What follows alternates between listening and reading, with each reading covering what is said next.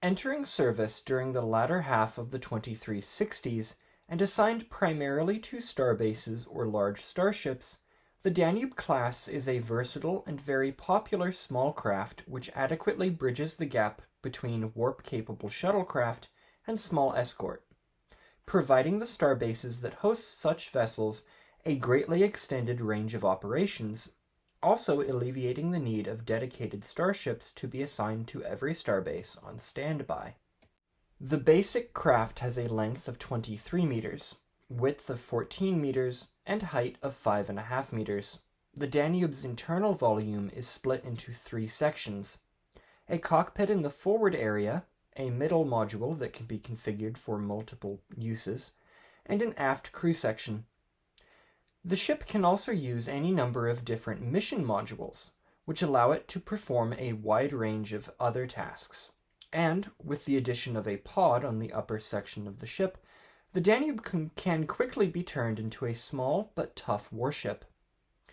In addition, in an effort to make it as inexpensive to operate as possible, Danube did have a comparatively low speed of just warp factor 8.3. This being only after modification, a stock vessel being capable of speeds of roughly warp factor 6. What would become the Danube class can trace its development lineage back to 2355, when Starfleet began toying with the idea of building a larger and more capable version of their then-serving shuttlecraft. Many models then in service had warp drive, but they were severely limited in range and speed, making them best suited for operations within a star system rather than long-range interstellar missions. It was realized that recent advances in miniaturization and compact engine designs would allow for the construction of much more capable starship designs. It was also quickly grasped that such a design would have major utility when deployed to various starbases, deep space stations, and aboard larger cruisers. Various designs were toyed with, and a design bureau was created in 2358 to fully begin development of designs. Many early versions of the Runabout were created, with some being built as small starships, while others were built as large shuttlecraft. The finalized design, which would be accepted for service, was officially adopted by the Development Bureau in 2363, and progress proceeded rapidly in the building of several prototypes to act as test beds and demonstrators, with Deep Space 3 receiving a trio of pre-production models in 2367 to extensively test the vehicles, putting them through their paces vigorously and finding few faults with the type. Satisfied, Starfleet would accept the class into service in 2368, placing large orders for the type. The first of the production Danube-class ships to exit the production lines were deployed to border stations, where it was judged that they were most badly needed. All of the first production batches of Danubes were named after rivers of the planets where they were commissioned. Given the numbers built in the Sol system, many of these ships bore the name of Earth's many rivers. Danube entered service in large numbers immediately prior to the outbreak of the Dominion War. During the conflict, production of further ships was slowed to allow for greater yard production capacity for warships of smaller dispositions, namely the Peregrine-class fighters. Nevertheless, several hundred Danube-class ships would be built throughout the war, and they would be employed in numerous roles by a Starfleet that was desperate for any ships that it could get a hold of. With the war's bloody conclusion in orbit of Cardassia Prime, the Danube has been slated for increased production, with the Block 4 variant rolled out in 2377, which features additional sensors and shields, as well as an updated reactor and nacelle design, permitting the craft to achieve higher speeds.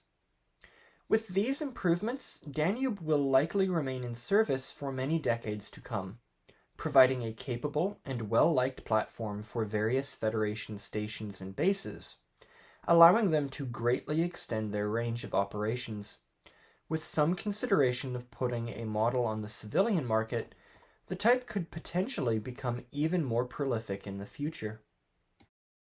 Starfleet's smallest commissioned class, the Danube packs a lot of capability and multi-modular functionality into a very compact package. Resembling a portly shuttlecraft, the vessel is not much to look at, but regardless, well liked by all who fly aboard one. Described as a delight to fly, the ship's prolific deployment will see it in widespread service for decades to come in many parts of the Federation. Thank you for watching this video.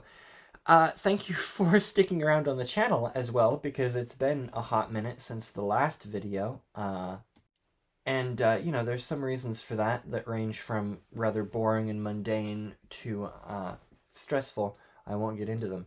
But in the meantime, some stuff has changed. I don't know, like I'm using LibreOffice to write video scripts now because Microsoft wanted more money for Word, and I wasn't going to do that, and I wasn't going to do their light version that you don't pay for. So if that interests you, yeah, I'm using LibreOffice. Yay me. Yeah. And then there were other things, of course, that did slightly impede video making progress, but I should be back on track now. Maybe. We'll see. Hopefully. I have a couple of videos in the works. I think next week's video will be about the Dominion attack ship. I believe it should be. Email notification there. Oh, I had to get a new phone because, yeah. Old one worked, stopped working. It worked, and then it didn't. And now I have a new one. That is not tied to lack of videos at all. But, yeah, I mean, regardless, shiny new phone. Also, I don't know what it is, but the past little while I've tried to record videos when I've had time. I honestly have. But every time I do, either there's a dogfight outside my window, or the peacocks start. And I have come to loathe peacocks.